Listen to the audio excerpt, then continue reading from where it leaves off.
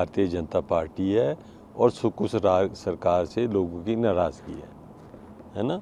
और अब तो गेम चेंजर क्या, अब तो देश में ऐसा माहौल बन रहा है कि जहाँ मोदी जी का रुतबा, उनकी कार्यशैली ऐसी बन चुकी है कि अब दूसरी पार्टी में वही लोग रह गए जो जिनको कोई और नहीं लेगा, किसी पार्टी में लेने चाहते हैं। और जो अच्छे अच्छे लीडर हैं वो सारा अब भारतीय जनता पार्टी की और ही देख रही हैं। फ्यूचर की पार्टी ये भारतीय जनता पार्टी है। और सबसे बड़ी बात है, जैसे हिमाचल में हुआ, हमने किसी से जो भी मैंने उनको विधायकों से बात की, मैं तो यहीं का स्थानीय आदमी हूँ और मैंने उनसे प्रार्थना की कि आप स्थानीय आदमी को आगे ले जाइए, आप अपनी अंतरात्मा से पूछिए और आप जो अपने कार्यशैली है जो इस सरकार की, उससे नाराज़ हैं लोग, तो क्या इसका मतलब जो है, तो इसलिए मैं समझता हूँ मेरे को क्रॉस वोटिंग हुई है।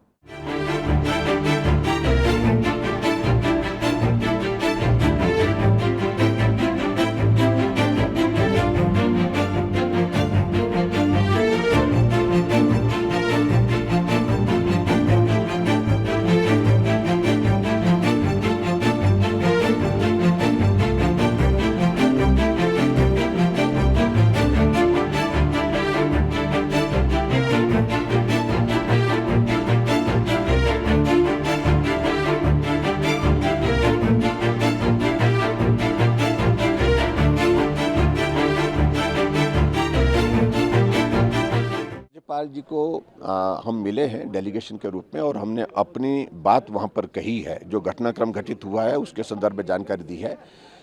इसके अतिरिक्त कोई अलग से कोई बात करने का कोई सवाल पैदा नहीं होता। हम तो सिर्फ एक ही बात कह रहे हैं कि जब बजट सत्र के दौरान कट मोशन पर वोटिंग होती है, हमने कहा वॉइस वोट के साथ साथ वहाँ पर डिवीज़न भी हम जो मांग रहे हैं तो उसमें हमको अनुमति दी जाए, लेकिन वो नहीं दे रहे हैं। 2 बार हाउस उन्हें एडजॉर्न कर दिया। ये सचमुच में बहुत दुर्भाग्यपूर्ण है। और जिस तरह से मार्शल के माध्यम से हमारे विधायकों के साथ मिसबिहेव हुआ है उसके बारे में हमने जानकारी दी।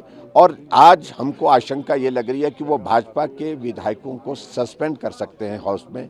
कांग्रेस के उन विधायकों को जिन विधायकों ने भाजपा के कैंडिडेट के लिए राज्यसभा के लिए अपना वोट दिया है, उनको नोटिस जारी कर दिया है और नोटिस जारी करके उनको भी सस्पेंड करने की दिशा में कदम ले सकते हैं। तो ऐसे में जो नियम है, जो कानून है, वो सारी उसके मुताबिक सारी चीज़ें होनी चाहिए, यही हमने आग्रह किया है।